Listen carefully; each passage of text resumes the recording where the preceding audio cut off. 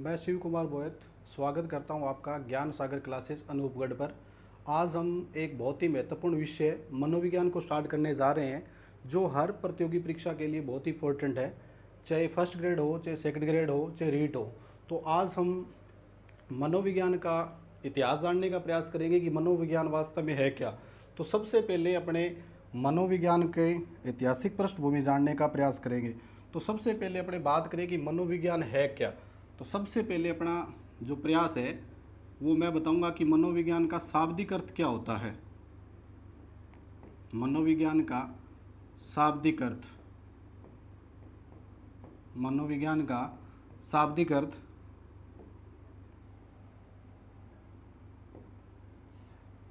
जैसे कि मैं आपको बता दूं कि मनोविज्ञान को अंग्रेजी में साइकोलॉजी कहते हैं। मनोविज्ञान को अंग्रेजी में साइकोलॉजी कहते हैं। क्या कहते हैं? साइकोलॉजी। अब अपने बात करें कि ये जो साइकोलॉजी शब्द है वो दो शब्दों से मिलकर बना है। अगर इस साइकोलॉजी शब्द की बात करें कि सबसे पहले अपने बताने का प्रयास किया कि मनोविज्ञान को अंग्रेजी में क्या कहते हैं, साइकोलॉजी कहते हैं। अब साइकोलॉजी शब्द जो है, मनोविज्ञान को इंग्लिश में क्या कहते हैं? साइकोलॉजी। और साइकोलॉजी जो शब्द है वो दो शब्दों से मिलकर बना है। साइकोलॉजी जो शब्द है वो दो शब्दों से मिलकर बना है, जिसके अंदर साइकोलॉजी जो शब्द है वो दो शब्दों से मिलकर बना है, साइकी प्लस लोगस। साइकी प्लस, एक तो साइकी से और दूसरा है लोगस शब्द से। एक बार फिर बता दूं कि मनोविज्ञान है जिसको इंग्लिश में या अंग्रेजी में साइकोलॉजी कहते हैं। साइकोलॉजी जो शब्द है वो दो शब्दों से मिलकर बना है, साइकी प्लस लोगस से। साइकी प्लस लोगस से। अब साइकी का मतलब क्या होता है प्रिय विद्यार्थियों? साइकी का मतलब होता है आत्मा। साइकी का मतलब होता है आत्मा। साइकी का मतलब क्या होता है? आत्मा। और अगर अपने लोगस की बात करें, लोगस का मतलब होता है अध्ययन करना या विवेचना करना। अध्ययन करना या विवेचना करना। तो कहने का मतलब अगर साइकोलॉजी शब्द का अर्थ जाने, अगर साइकोलॉजी शब्द का शाब्दिक अर्थ जाने, तो इससे साइकोलॉजी जो शब्द है दो शब्दों से मिलकर बना है, साइकी प्लस लोगस। साइकी का मतलब होता है आत्मा और लोगस का मतलब होता है अध्ययन करना। तो इससे अपने एक अर्थ निकल के आया है कि साइकोलॉजी का शाब्दिक अर्थ क्या हुआ? आत्मा का अध्ययन करना। आत्मा का अध्ययन करना। आत्मा का अध्ययन करना। आत्मा का अध्ययन करना। तो अपने जानने का प्रयास किया कि जो साइकोलॉजी है वो दो शब्दों से मिलकर बना है, साइकी प्लस लोगस, जिसका शाब्दिक अर्थ होता है आत्मा का अध्ययन करना। अब इसके अंदर प्रश्न ये पूछा जाता है कि जो साइकी प्लस लोगस जो दो शब्द हैं, साइकी प्लस लोगस जो है वो दो शब्द जो है वो कौन सी भाषा से है। कई बार ये प्रश्न पूछा जाता है कि साइकोलॉजी शब्द की उत्पत्ति कौन सी भाषा से हुई है। तो प्रिय विद्यार्थियों, अपने को ये ध्यान रखना है कि साइकोलॉजी शब्द की जो उत्पत्ति हुई है वो हुई है यूनानी भाषा से। कौन सी भाषा से? यूनानी भाषा से। अगर ऑप्शन यूनानी भाषा नहीं मिलता तो अपने को जाना है लैटिन भाषा की तरफ। एक बार फिर बता दूं मैं आपको कि साइकोलॉजी दो शब्दों से मिलकर बना है, साइकी प्लस लोगस। साइकी का मतलब होता है आत्मा और लोगस का मतलब होता है अध्ययन करना। और ये साइकी प्लस लोगस जिससे साइकोलॉजी शब्द बना है, और ये कौन सी भाषा का है? यूनानी भाषा का। अगर ऑप्शन में कई बार क्या है कि यूनानी भाषा अगर नहीं आता तो अपने किस तरफ जाएंगे? लैटिन भाषा की तरफ जाएंगे। किस तरफ जाएंगे? लैटिन भाषा। लेकिन अगर यूनानी भाषा और लैटिन भाषा दोनों अर्थ में, मतलब दोनों ही ऑप्शन में मिलते हैं, तो सबसे पहले जो सुपीरियर जो आंसर रहेगा वो रहेगा यूनानी भाषा। तो ये बात आपको समझ में आ गई होगी। अब इसके अंदर अपने जानने का प्रयास करें कि साइकोलॉजी का जो शाब्दिक अर्थ होता है वो होता है आत्मा का अध्ययन करना। तो यूनानी दार्शनिक थे उनका क्या मानना था? यूनानी जो दार्शनिक जो थे उनका मानना था कि जो आत्मा जो है, आत्मा क्या है? अभी अपने पढ़ने का प्रयास किया कि जो आत्मा है वो एक प्रकार की क्या है, ऊर्जा है, जो एक प्रकार की क्या है, ऊर्जा है। तो एक प्रकार की क्या है, ऊर्जा है। तो कहने का मतलब प्रिय विद्यार्थी और ध्यान दें कि यूनानी दार्शनिकों का मानना है कि जो आत्मा जो है, जो आत्मा जो है वो एक प्रकार की ऊर्जा है, जो कहाँ पाई जाती है, व्यक्ति के मन या मस्तिष्क में पाई जाती है, व्यक्ति के मन या मस्तिष्क में पाई जाती है। जैसा कि अपने को साइंस में या विज्ञान के अंदर अपने पढ़ते हैं कि ऊर्जा जो होती है, ऊर्जा जो होती है, ऊर्जा का न तो निर्माण होता है और न ही क्या होता है, विनाश होता है। ऊर्जा क्या होती है, हमेशा एक रूप से दूसरे रूप में स्थानांतरित होती है, ट्रांसफर होती है। इसी प्रकार से आत्मा भी क्या है, प्रिय विद्यार्थियों ध्यान दें कि आत्मा भी क्या है, एक प्रकार की क्या है, ऊर्जा है। तो ऊर्जा एक प्रकार की ऊर्जा है, तो कहने का मतलब ऊर्जा क्या है, ऊर्जा का न तो निर्माण होता है न ही विनाश होता है। तो ऊर्जा क्या होती है, एक रूप से दूसरे रूप में स्थानांतरित होती है। तो कहने का मतलब यही है कि जो व्यक्ति की जो आत्मा है वो एक व्यक्ति से दूसरे व्यक्ति में क्या करती है, स्थानांतरित होती है। जैसे ही व्यक्ति की मतलब मृत्यु हो जाती है, तो मृत्यु होने के बाद ऊर्जा क्या है, ऊर्जा मतलब आत्मा जो है वो एक व्यक्ति से दूसरे व्यक्ति के अंदर क्या हो जाती है, स्थानांतरित हो जाती है। ऐसा मानना है यूनानी दार्शनिकों का। तो एक बार फिर बता दूं प्रिय विद्यार्थियों, आज अपने स्टार्ट कर रहे हैं, मनोविज्ञान के बारे में जानने का प्रयास कर रहे हैं। तो सबसे पहले मैंने आपको बताने का प्रयास किया शाब्दिक अर्थ। तो मनोविज्ञान को अंग्रेजी में क्या कहते हैं, साइकोलॉजी। मनोविज्ञान को अंग्रेजी में क्या कहते हैं, साइकोलॉजी। और साइकोलॉजी जो है वो दो शब्दों से मिलकर बना है, psyche plus लोगस। Psyche plus लोगस। Psyche का मतलब होता है आत्मा और लोगस का मतलब होता है अध्ययन करना। अगर इन दोनों को शब्दों को जोड़ दिया जाए, साइकी प्लस लोगस का मतलब होता है आत्मा का अध्ययन करना। दूसरा प्रश्न बहुत ही शानदार और जानदार प्रश्न ये बनता है कि अगर आपसे पूछा जाए कि साइकोलॉजी शब्द की उत्पत्ति कौन सी भाषा से हुई है, तो आप बताएंगे यूनानी भाषा। आप क्या बताएंगे, यूनानी भाषा। अगर यूनानी भाषा ऑप्शन में नहीं आता तो हम जाएंगे लैटिन भाषा की तरफ, ठीक है। तो इसी प्रकार से यूनानी जो दार्शनिक जो है वो आत्मा को क्या मानते हैं, मन और मस्तिष्क में पाई जाने वाली एक ऊर्जा मानते हैं। इसी प्रकार से चलते हैं थोड़ा आगे की तरफ।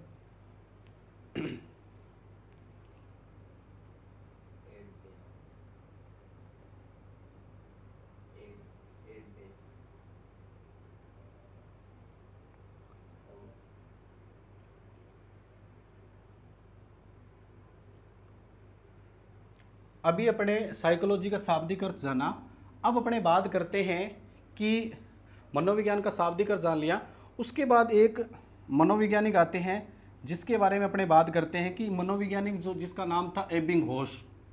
क्या नाम था, एबिंगहॉस, जिन्होंने बहुत ही महत्वपूर्ण एक कोटेक्शन दिया था, एबिंगहॉस। एबिंगहॉस इन्होंने क्या महत्वपूर्ण बात कही जिसके ऊपर मनोविज्ञान का पूरा ऐतिहासिक पृष्ठभूमि जानने का प्रयास करेंगे। इन्होंने कहा कि मनोविज्ञान का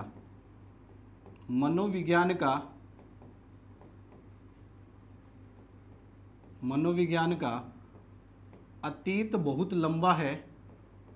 मनोविज्ञान का अतीत बहुत लंबा है, अतीत बहुत लंबा है,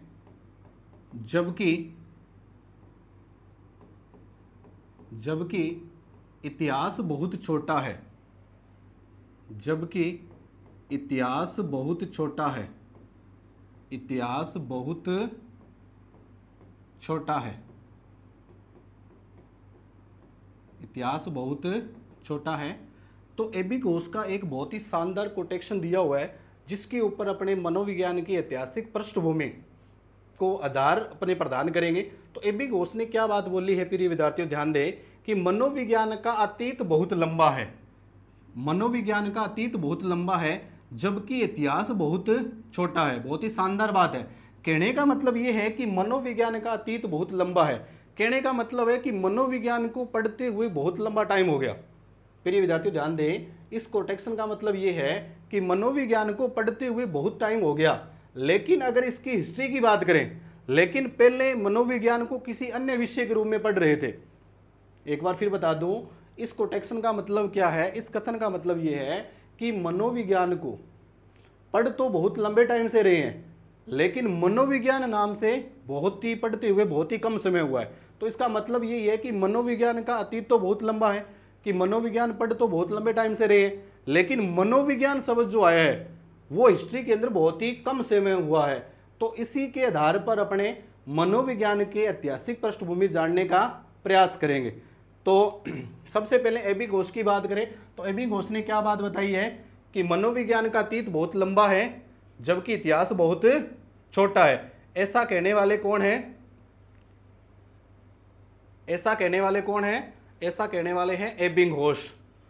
तो अब चलते हैं अपने आगे की तरफ।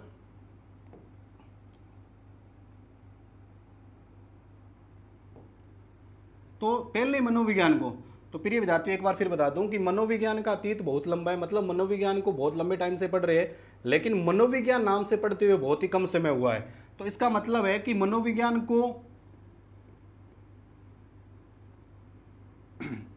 कहने का मतलब है कि अपने किस नाम से पढ़ रहे हैं कि पहले मनोविज्ञान को, बात करें कि पहले मनोविज्ञान को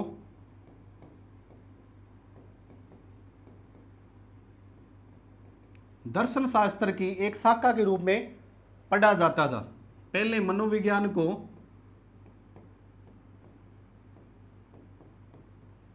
दर्शन शास्त्र की एक शाखा के रूप में, एक शाखा के रूप में पढ़ा जाता था।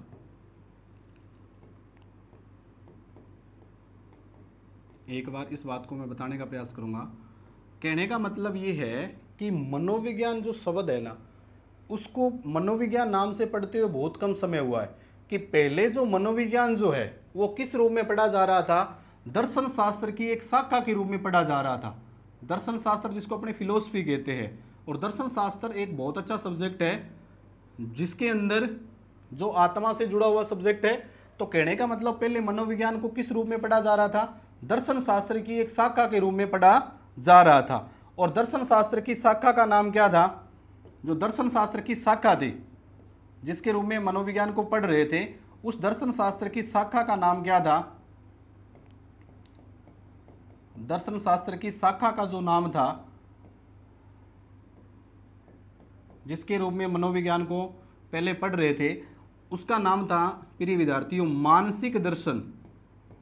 क्या नाम था? मानसिक दर्शन या मानसिक दर्शन या मनोदर्शन।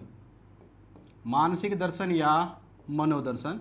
एक बार फिर बता दूं कि मनोविज्ञान को पहले दर्शन शास्त्र की एक शाखा के रूप में पढ़ा जाता था, और दर्शन शास्त्र की जिस शाखा के रूप में, जिस उप शाखा के रूप में पढ़ा जा रहा था, उस दर्शन शास्त्र की शाखा का क्या नाम था? मानसिक दर्शन या मनोदर्शन। मानसिक दर्शन या मनोदर्शन। अब अगर बात करें अपने कि मानसिक दर्शन या मनोदर्शन जो किसकी शाखा है? दर्शन शास्त्र की एक शाखा है, और दर्शन शास्त्र की शाखा के रूप में किसको पढ़ रहे थे? मनोविज्ञान को। अगर आपसे ये प्रश्न पूछे प्रिय विद्यार्थियों कि मानसिक दर्शन या मनोदर्शन, मानसिक दर्शन या मनोदर्शन शब्द का प्रयोग किसने किया था? तो मानसिक दर्शन या मनोदर्शन शब्द का जो प्रयोग किया था वो किया था अरस्तु ने। बहुत ही शानदार प्रश्न है कि मानसिक दर्शन या मनोदर्शन शब्द का सर्वप्रथम जो प्रयोग किया था अरस्तु ने किया था। अगर ये पूछे कि अरस्तु ने इस शब्द का प्रयोग, मतलब मानसिक दर्शन या मनोदर्शन शब्द का प्रयोग अपनी कौन सी पुस्तक में किया, अपनी कौन सी पुस्तक में किया, तो उस पुस्तक का नाम था डी एनिमा। De Anima. तो डी एनिमा पुस्तक का संबंध किससे है? तो वो है अरस्तु से। एक बार फिर बता दूं आपको कि एबी घोष का बहुत ही शानदार कथन था कि मनोविज्ञान का अतीत बहुत लंबा है जबकि इतिहास बहुत छोटा है। कहने का मतलब है कि मनोविज्ञान नाम से पढ़ते हुए बहुत कम टाइम हुआ है, और मनोविज्ञान पढ़ते तो बहुत टाइम हो गया, लेकिन मनोविज्ञान नाम से पढ़ते हुए बहुत कम टाइम हुआ है, क्योंकि पहले मनोविज्ञान को दर्शन शास्त्र की एक शाखा के रूप में पढ़ रहे थे। मनोविज्ञान को एक दर्शन शास्त्र की एक शाखा के रूप में पढ़ रहे थे, और दर्शन शास्त्र की शाखा का क्या नाम था? मानसिक दर्शन या मनोदर्शन, मानसिक दर्शन या मनोदर्शन। और इस शब्द का प्रयोग किसने किया था? अरस्तु ने। और इस शब्द का प्रयोग किसने किया है? अरस्तु ने। और इस शब्द का प्रयोग अरस्तु ने अपनी पुस्तक, अरस्तु की पुस्तक का नाम क्या है? डी एनिमा के अंदर इसका प्रयोग किया गया है। तो कहने का मतलब इतनी बात आपको समझ में आ गई कि पहले मनोविज्ञान को दर्शन शास्त्र की शाखा के रूप में अपने पढ़ रहे थे। अब चलते हैं अपने आगे की ओर। अब बात करें अपने जो मनोविज्ञान जो शब्द है, प्रिय विद्यार्थियों ध्यान देंगे कि जो मनोविज्ञान जो शब्द है, मनोविज्ञान जो शब्द है वो कब अस्तित्व में आया? तो प्रिय विद्यार्थियों ध्यान दें कि मनोविज्ञान जो शब्द है वो 16वीं शताब्दी के अंदर, कौन सी शताब्दी के अंदर? 16वीं शताब्दी के अंदर अस्तित्व में आया। कौन सी शताब्दी के अंदर? 16वीं शताब्दी के अंदर। कहने का मतलब मनोविज्ञान पहले दर्शन शास्त्र की शाखा के रूप में पढ़ रहे थे। उस दर्शन शास्त्र की शाखा का नाम मनोदर्शन या मानसिक दर्शन है।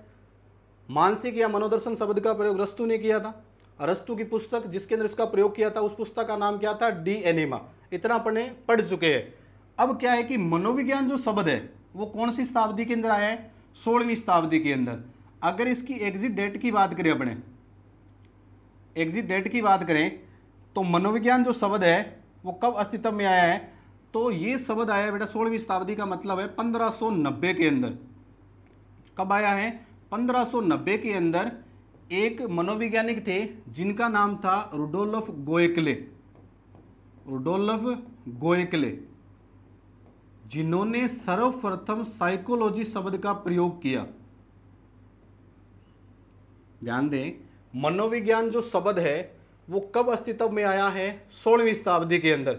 16वीं शताब्दी के अंदर भी अपने एग्जिट डेट की बात करें, एक निश्चित समयावधि की बात करें, तो वो अपने बात करें 1590 मतलब 16वीं शताब्दी। और उस टाइम के अंदर कौन थे? मनोविज्ञानी का नाम क्या था? रुडोल्फ गोएकले ने। रुडोल्फ गोएकले ने साइकोलॉजी शब्द का प्रयोग किया। ये जो साइकोलॉजी जो शब्द है इसका प्रयोग किसने किया है? रुडोल्फ गोएकले ने। किसने किया है? रुडोल्फ गोएकले ने। और इस शब्द का प्रयोग रुडोल्फ गोएकले ने अपनी पुस्तक में किया है। और उस पुस्तक का नाम क्या है? रुडोल्फ गोएकले की जो पुस्तक है जिसके अंदर साइकोलॉजी शब्द का प्रयोग किया गया है, उस पुस्तक का नाम क्या है? तो प्रिय विद्यार्थियों ध्यान देंगे, साइकोलॉजिया। क्या नाम है? साइकोलॉजिया। तो मैंने प्रिय विद्यार्थियों आपको दो पुस्तकों के बारे में बता दिया। एक तो मैंने पुस्तक बता दी डी एनिमा, जिसका संबंध या जो पुस्तक है अरस्तु की, और दूसरी पुस्तक का नाम आया है साइकोलॉजिया। जो साइकोलॉजिया जो पुस्तक है वो किसकी है? रुडोल्फ गोएकले की। तो यहाँ तक आपको बात समझ में आई कि नहीं आई? तो कहने का मतलब ये है कि मनोविज्ञान जो शब्द है, कौन सा? मनोविज्ञान जो शब्द है वो कौन सी शताब्दी के अंदर आया बेटा अस्तित्व में? 16वीं शताब्दी के अंदर। और निर्धारित समावधि की बात करें तो 1590 के अंदर। और कौन है बेटा? रुडोल्फ गोएकले ने साइकोलॉजी शब्द का सर्वप्रथम प्रयोग किया है। साइकोलॉजी शब्द का सर्वप्रथम प्रयोग किसने किया? रुडोल्फ गोएकले ने। कब किया? 1590 के अंदर। कौन सी पुस्तक के अंदर? साइकोलॉजिया में। साइकोलॉजिया के अंदर कौन से शब्द का जिक्र किया गया है? साइकोलॉजी। यहाँ तक आपको समझ में आ गया होगा। अब चलते हैं अपने आगे की ओर। अब अपने बात करें कि अपने मनोविज्ञान की ऐतिहासिक पृष्ठभूमि की जानने का प्रयास करें कि किस प्रकार से मनोविज्ञान जो शब्द है वो अस्तित्व में आया है। तो अपने जानने का प्रयास करें मनोविज्ञान की ऐतिहासिक पृष्ठभूमि। मनोविज्ञान की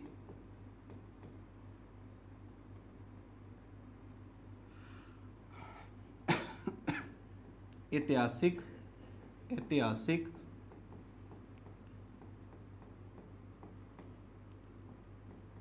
पृष्ठभूमि। मनोविज्ञान की ऐतिहासिक पृष्ठभूमि।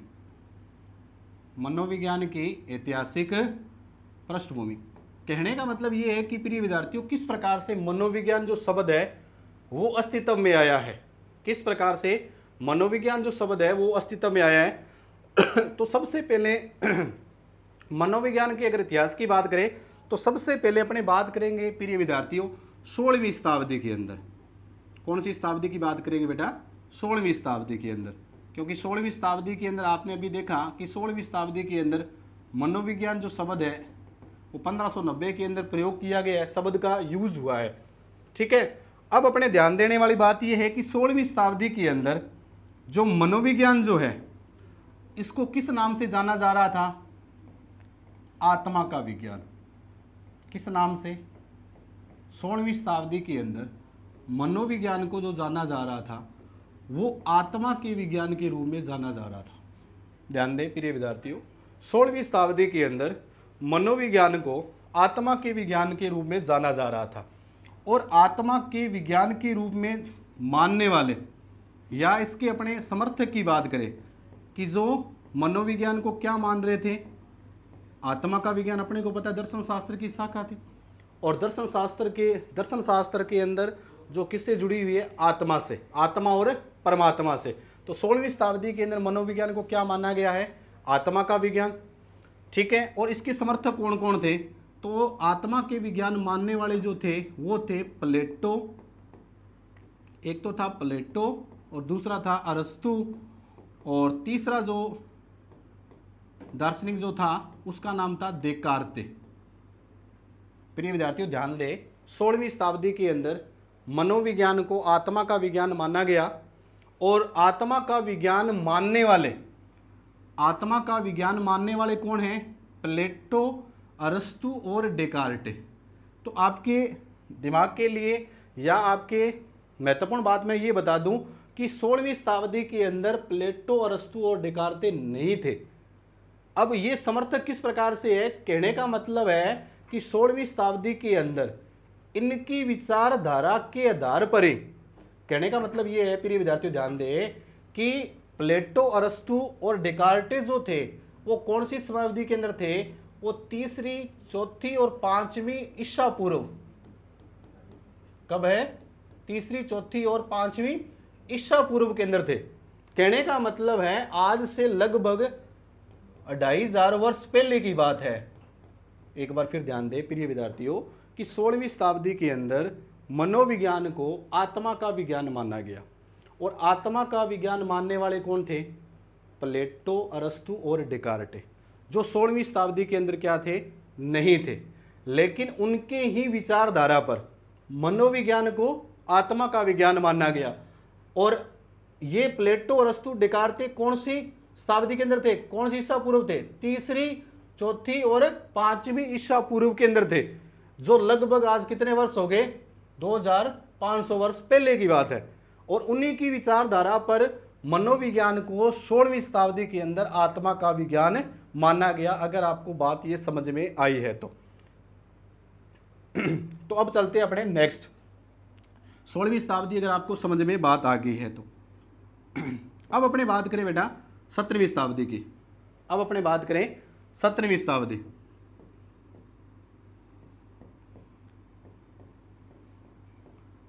बहुत ही महत्वपूर्ण 17वीं शताब्दी। 17वीं शताब्दी के अंदर बात करें तो 17वीं शताब्दी के अंदर क्या कुछ हुआ? एक इटली का एक प्रसिद्ध मनोवैज्ञानिक था। इटली का एक प्रसिद्ध मनोवैज्ञानिक था। इटली का प्रसिद्ध मनोवैज्ञानिक था जिन्होंने क्या कहा, जिसका नाम क्या था? पोम्पोनोजी।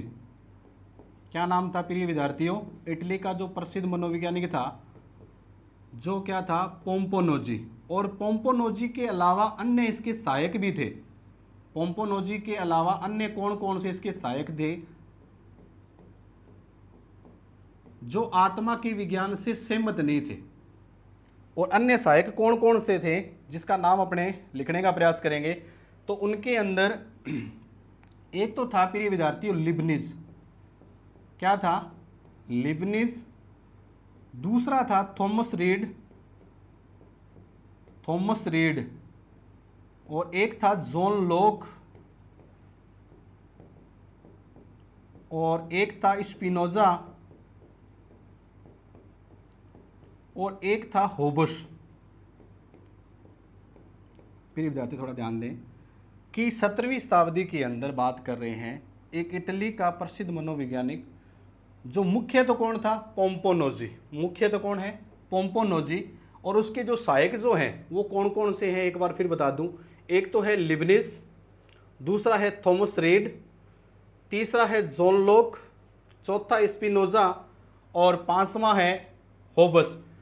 इन्होंने क्या कहा कि मनोविज्ञान को जो आत्मा का विज्ञान जो माना गया था वो आत्मा के विज्ञान से सहमत नहीं थे। ध्यान दें बेटा कि मनोविज्ञान को 16वीं शताब्दी के अंदर जो आत्मा का विज्ञान माना गया था, उसके कहने का मतलब ये आलोचक थे। अगर आपसे पूछा जाए कि आत्मा के विज्ञान के समर्थक कौन है, तो समर्थक तो हो गए प्लेटो, अरस्तु और डेकार्ट।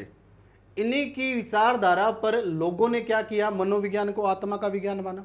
बिल्कुल क्लियर हुआ। उसके बाद 17वीं शताब्दी के अंदर बात करें, Pomponazzi, Leibniz, Thomas Reid, John Locke, Spinoza और होबस, जो क्या किस बात से सहमत नहीं थे कि मनोविज्ञान आत्मा का विज्ञान नहीं है। तो ये सारे मनोविज्ञानी क्या करते हैं, जो आत्मा के विज्ञान के जो समर्थक है उनसे आत्मा के विज्ञान का आधारभूत कारण जानने का प्रयास करते हैं कि आपने मनोविज्ञान को आत्मा का विज्ञान किस रूप में माना है। तो ये सारे के सारे जितने भी मनोवैज्ञानिक हैं जो आत्मा के विज्ञान के जो समर्थक है, जो आत्मा के विज्ञान को स्वीकार करने वाले हैं, उनके पास जाते हैं, उनसे कुछ आत्मा के विज्ञान से संबंधित प्रश्न पूछने का प्रयास करते हैं कि आपने किस आधार पर, किस तथ्य के आधार पर, किस अवधारणा के आधार पर, किस कॉन्सेप्ट के आधार पर आपने मनोविज्ञान को आत्मा का विज्ञान माना। तो इन्होंने कहा कि आत्मा को क्या आपने देखा है, क्या आत्मा का कोई आकार होता है, क्या कोई आत्मा का कोई रंग होता है, क्या कोई आत्मा का कोई वजन होता है। कहने का मतलब आत्मा को न तो देखा जा सकता है, न कोई आत्मा का कोई रंग होता है, न कोई आकार होता है, न कोई वजन होता है। तो कहने का मतलब है कि जो चीज़ हमें दिखाई नहीं देती उसको मनोविज्ञान का रूप कैसे दे सकते हैं। तो इन्होंने क्या किया कि ये जितने भी मनोवैज्ञानिक थे, पोम्पोनोजी के अलावा जितने भी मनोवैज्ञानिक थे, सारे के सारे इसका आधारभूत उत्तर जानने का प्रयास किया। जो भी आत्मा के विज्ञान के जो समर्थक थे उनके पास कोई भी आधारभूत उत्तर नहीं था। उसके बाद क्या हुआ कि 16वीं शताब्दी के अंत के अंदर मनोविज्ञान को जो आत्मा का विज्ञान था वो अस्वीकार कर लिया गया। बात समझ में आ गई होगी। तो इन्होंने क्या कहा कि मनोविज्ञान क्या है, आत्मा का विज्ञान नहीं है, क्योंकि इन्होंने उत्तर जानने का प्रयास किया। तो इन्होंने क्या कह दिया, कौन कौन से वैज्ञानिक जो आलोचक है, इटली के प्रसिद्ध मनोवैज्ञानिक Pomponazzi, Leibniz, Thomas Reid, John Locke, Spinoza और होबस, इन्होंने कहा कि मनोविज्ञान जो है वो आत्मा का विज्ञान न होकर किसका विज्ञान है, मन या मस्तिष्क का विज्ञान है। किसका विज्ञान है, मन या मस्तिष्क का विज्ञान है। तो कहने का मतलब प्रिय विद्यार्थियों थोड़ा ध्यान दें कि 17वीं शताब्दी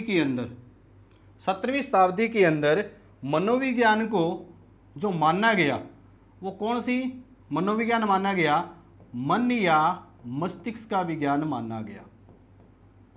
17वीं शताब्दी के अंदर मनोविज्ञान को कौन सी विज्ञान माना गया बेटा, मन या मस्तिष्क का विज्ञान माना गया।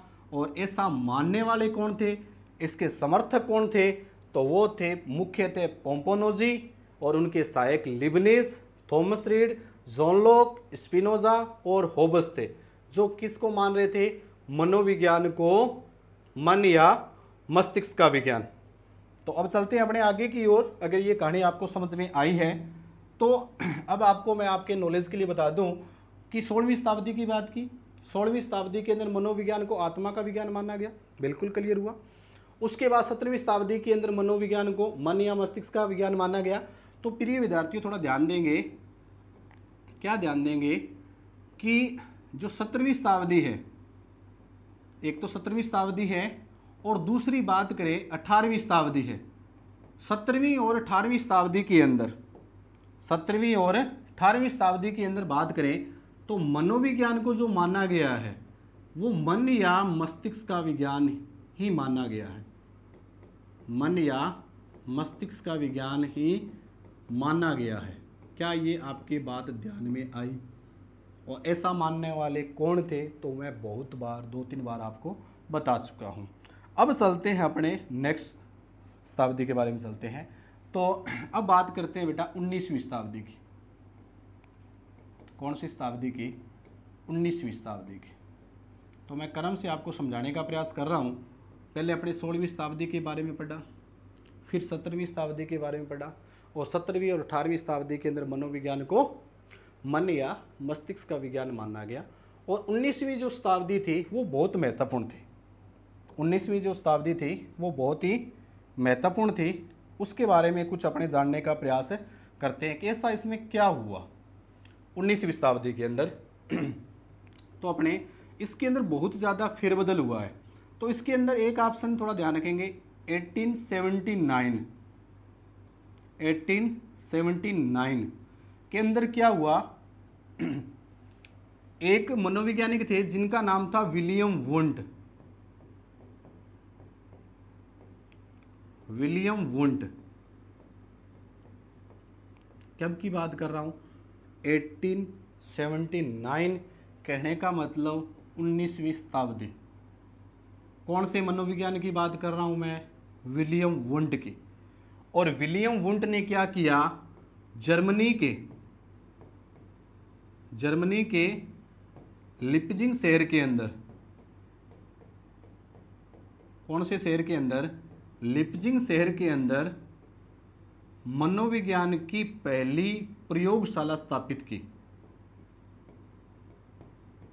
मनोविज्ञान की पहली प्रयोगशाला स्थापित की। बहुत ही शानदार प्रश्न। मनोविज्ञान की पहली प्रयोगशाला स्थापित की। ध्यान दें, अपने बात कर रहे हैं 19वीं शताब्दी की। 19वीं शताब्दी के अंदर सन की बात करें 1879, मनोवैज्ञानिक कौन है, विलियम वुंट। विलियम वुंट ने क्या किया प्रिय विद्यार्थियों, जर्मनी के लिप्जिंग शहर के अंदर मनोविज्ञान की पहली प्रयोगशाला स्थापित की है। अब इससे क्या हुआ, इससे बहुत बड़ा परिवर्तन आया मनोविज्ञान के इतिहास के अंदर। इसके अंदर बहुत बड़ा परिवर्तन आया। और इसके अंदर परिवर्तन क्या आया, इस खोज से क्या हुआ कि मनोविज्ञान की प्रयोगशाला स्थापित होगी। इससे क्या हुआ, इससे क्या हुआ कि मनोविज्ञान को, ध्यान दें कि मनोविज्ञान को जो दर्शन शास्त्र की शाखा के रूप में इतने टाइम तक अपने पढ़ रहे थे, मनोविज्ञान को दर्शन शास्त्र की एक शाखा के रूप में पढ़ रहे थे, उस दर्शन शास्त्र की शाखा का नाम एक बार मैं फिर बता दूं, मानसिक दर्शन या मनोदर्शन। मानसिक दर्शन या मनोदर्शन। वहां से दर्शन शास्त्र की शाखा जो है, एक बार फिर बताऊं कि दर्शन शास्त्र की जो शाखा है जिसका नाम क्या है बेटा, मानसिक दर्शन या मनोदर्शन, वहां से मनोविज्ञान अलग होकर, मतलब मानसिक दर्शन या मनोदर्शन से अलग होकर स्वतंत्र रूप में मनोविज्ञान के रूप में आई है। ये कहने का मतलब अब यहां से अस्तित्व में शब्द कौन सा आया है, मनोविज्ञान। इसीलिए आपको मैंने स्टार्टिंग के अंदर एक कोटेक्शन दिया था कि ए.बी. घोष ने एक बहुत बड़ी शानदार लाइन बोली थी कि मनोविज्ञान का अतीत बहुत लंबा है जबकि इतिहास बहुत छोटा है। कहने का मतलब मनोविज्ञान जो शब्द जो अस्तित्व में आया है वो कहाँ से पूर्णतः स्वतंत्र विषय के रूप में कब पढ़ा जाने लगा, 19वीं शताब्दी के अंदर। मनोविज्ञान शब्द अस्तित्व में कब आया, 1590 यानी 16वीं शताब्दी के अंदर। तो प्रिय विद्यार्थियों ये बहुत ही रोचक तथ्य है। तो कहने का मतलब 1879 के अंदर, मतलब 19वीं शताब्दी के अंदर विलियम वुंट ने जर्मनी के लिप्जिंग शहर के अंदर मनोविज्ञान की पहली प्रयोगशाला स्थापित कर दी, जिसकी वजह से क्या हुआ, बहुत ही शानदार परिवर्तन हुआ। जिसकी वजह से क्या हुआ कि मनोविज्ञान जो है, ध्यान देंगे कि मनोविज्ञान जो है वो दर्शन शास्त्र की शाखा से, किससे बेटा, दर्शन शास्त्र की शाखा, दर्शन शास्त्र की शाखा से अलग होकर, दर्शन शास्त्र की शाखा से अलग होकर किसके रूप में आई, स्वतंत्र विषय के रूप में आई, स्वतंत्र विषय के रूप में आई, स्वतंत्र विषय के रूप में आई। तो कहने का मतलब बेटा, अगर समझ में नहीं आए तो एक बार फिर बता दूं, कहने का मतलब इतने टाइम तक जो मैं आपको पढ़ा रहा था वो मनोविज्ञान को दर्शन शास्त्र की एक शाखा, जिसका नाम मैं भली भांति आपको बता चुका हूँ बेटा, मानसिक दर्शन या मनोदर्शन के रूप में ही पढ़ रहे थे, इस नाम में ही पढ़ रहे थे इतने टाइम तक। अब इसकी खोज होने के बाद, इस प्रयोगशाला की स्थापना होने के बाद मनोविज्ञान क्या है, दर्शन शास्त्र की शाखा, इससे अलग होकर किस रूप में पढ़ी जाने लगी, मनोविज्ञान के रूप में। कहने का मतलब मनोविज्ञान को एक वैज्ञानिक दर्जा मिल गया। क्या मिल गया, वैज्ञानिक दर्जा मिल गया। क्या मिल गया बेटा, वैज्ञानिक दर्जा मिल गया। तो दोबारा ध्यान दें, 19वीं शताब्दी के अंदर बहुत कुछ परिवर्तन हुआ है। 1879 के अंदर मनोविज्ञानी का नाम विलियम वुंड, क्या किया है, जर्मनी के लिप्जिंग शहर के अंदर मनोविज्ञान की पहली प्रयोगशाला स्थापित की, पहला कार्य। दूसरा कार्य क्या है कि इसके कारण मनोविज्ञान जो है वो दर्शन शास्त्र की शाखा से अलग होकर स्वतंत्र विषय के रूप में आई, मतलब मनोविज्ञान के रूप में पढ़ी जाने लगी। फिर इसके अंदर क्या है कि मनोविज्ञान को वैज्ञानिक दर्जा मिल गया। इसीलिए इतिहास के अंदर अपने पढ़ते हैं कि 1879 से पहले, 1879 से पहले का जो इतिहास जो होता है या हिस्ट्री जो होती है, उसको कहते हैं पूर्व वैज्ञानिक काल। पूर्व वैज्ञानिक काल क्या कहते हैं, पूर्व वैज्ञानिक काल। ध्यान दें कि 1879 से पहले तो क्या है, 1879 से पहले का जो काल जो है उसको पूर्व वैज्ञानिक काल, और इसके बाद का जो काल है, इसके बाद का जो काल है वो कहलाता है बेटा वैज्ञानिक काल। क्या कहलाता है, वैज्ञानिक काल। तो कहने का मतलब 19वीं शताब्दी के अंदर बहुत परिवर्तन हुआ है। तो 19वीं शताब्दी के अंदर आपको बात समझ में आ गई होगी। अगर आपको समझ में आ गई है तो चलते हैं अपने आगे की ओर। चले नेक्स्ट। तो अपने ये पढ़ा कि 1879 के अंदर क्या कुछ परिवर्तन आया। उसके बाद अगर बात करें इसके अंदर कौन कौन से मनोवैज्ञानिक जो थे उसका जो नाम बताऊं मैं, एक तो है विलियम वुंड, एक तो नाम है विलियम वुंड, एक तो महत्वपूर्ण जो मनोवैज्ञानिक है विलियम वुंड, और दूसरा है विलियम जेम्स,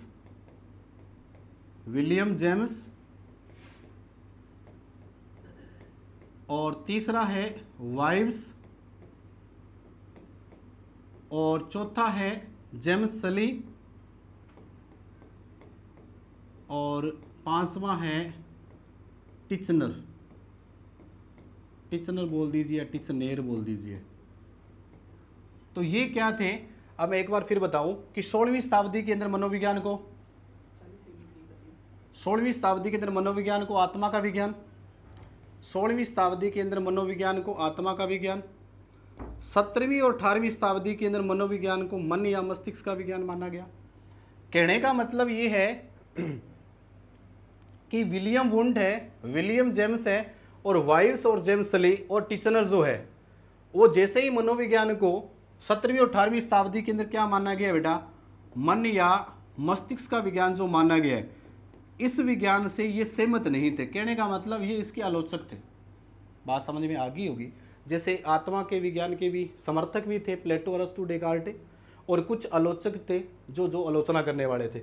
इसी प्रकार से मन या मस्तिष्क का जो विज्ञान है, इसके आलोचक कौन थे, इन्होंने कहा कि मनोविज्ञान जो है मन या मस्तिष्क का विज्ञान कैसे है, तो इन्होंने आधारभूत उत्तर जानने का प्रयास किया।